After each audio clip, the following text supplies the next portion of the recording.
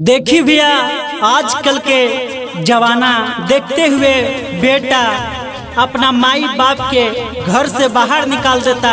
वही जमाना के देखते हुए एक बहिन अपना भाई से कहती है भैया कि हे भैया राखी के दिन में रक्षाबंधन के गिफ्ट में हमारा कुछ ना चाहिए, सिर्फ माई बाबूजी के ख्याल रखिए। देखिए भैया गाना के भाव में कैसे कहती है। Presented by Mafia Music Paharpur।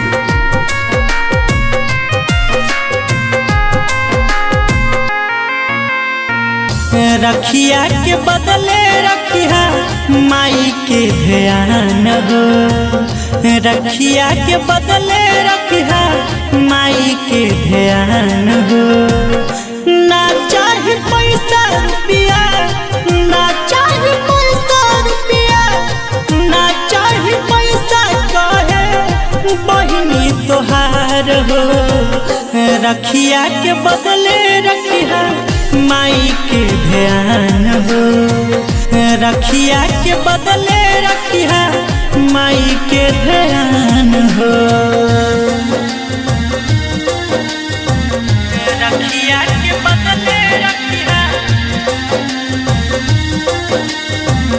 माई के ध्यान हो।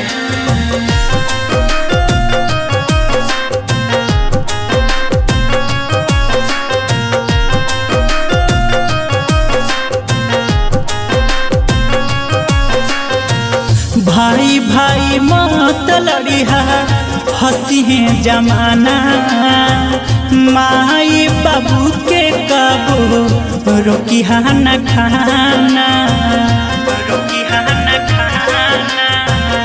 ये भैया हाँ भाई भाई मत लड़िहा हंसी है जमाना, माई बाबू के कबो रोकिहा न खाना।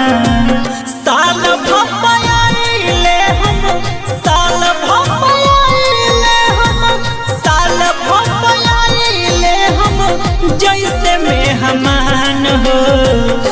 रखिया के बदले रखिया माई के ध्यान हो, रखिया के बदले रखिया माई के ध्यान हो। रखिया के बदले रखिया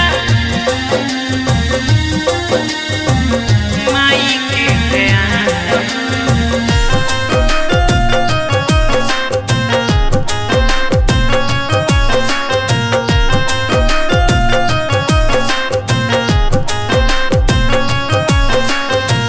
बड़का भैया छोटका भैया राखी के नजर रखना, बहना के कहना बा मिला जुल के रहना, मिला जुल के रहना।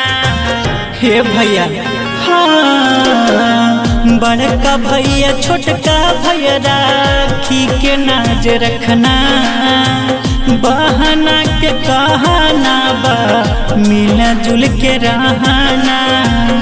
संजीत संतोष सत्या, संजीत संतोष सत्या, संजीत संतोष भैया यह पाया रमान हो।